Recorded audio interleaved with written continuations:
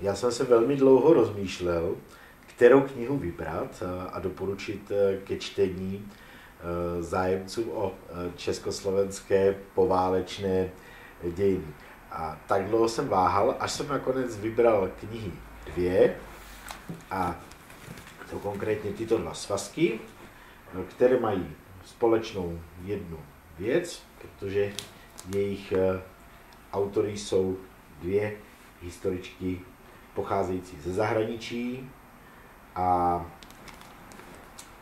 s čím jsem chtěl také ukázat na skutečnost, že zahraniční historici a jejich práce tvoří od 90. let integrální součást českého dějepisectví, respektive dějepisectví o českých dějinách, a podílí se, řekl bych, dokonce na vytváření toho, takové té vrstvy, ze které potom vychází to, co označujeme za standardní literaturu.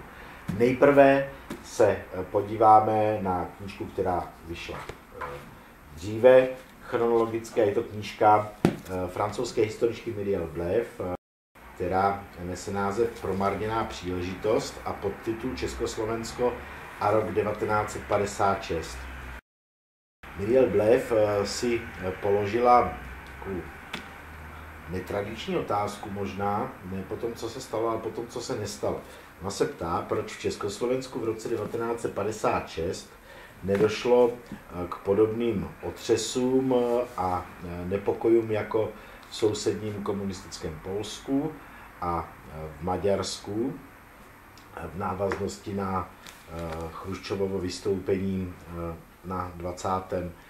sjezdu komunistické strany Sovětského svazu, které se pak dostalo mezi lidi i do jednotlivých východoevropských států, a proč vlastně tyto události stabilitou té moci v Československu neotřásly, jako v těch dvou sousedních zemích, kde v Maďarsku došlo dokonce k revoluci, k pokusu o svržení komunistického režimu.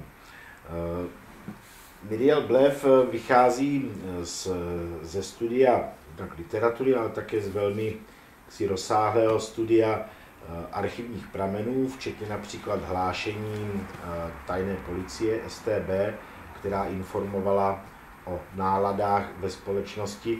Toto studium v 90. letech nebylo vůbec snadné, o tom také poměrně poutavě píše v úvodu, a dochází k určitým závěrům, jejichž příčiny navíc potom sleduje vlastně zpět do historie, že provádí takovou dekonstrukci vlastně těch událostí nebo neudálostí roku 1956, a mimo jiné se přitom zabývá vlastně dějinami komunistického hnutí a komunistické strany v Československu a také rozdíly mezi jednotlivými středoevropskými společnostmi, například právě polskou, maďarskou a českou.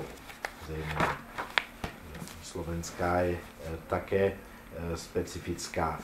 A předkládá tak velmi inspirativní čtení, které bych doporučil každému, koho baví nebo koho zajímá přemýšlení o tom, kudy se česká společnost ubírala v období po druhé světové válce.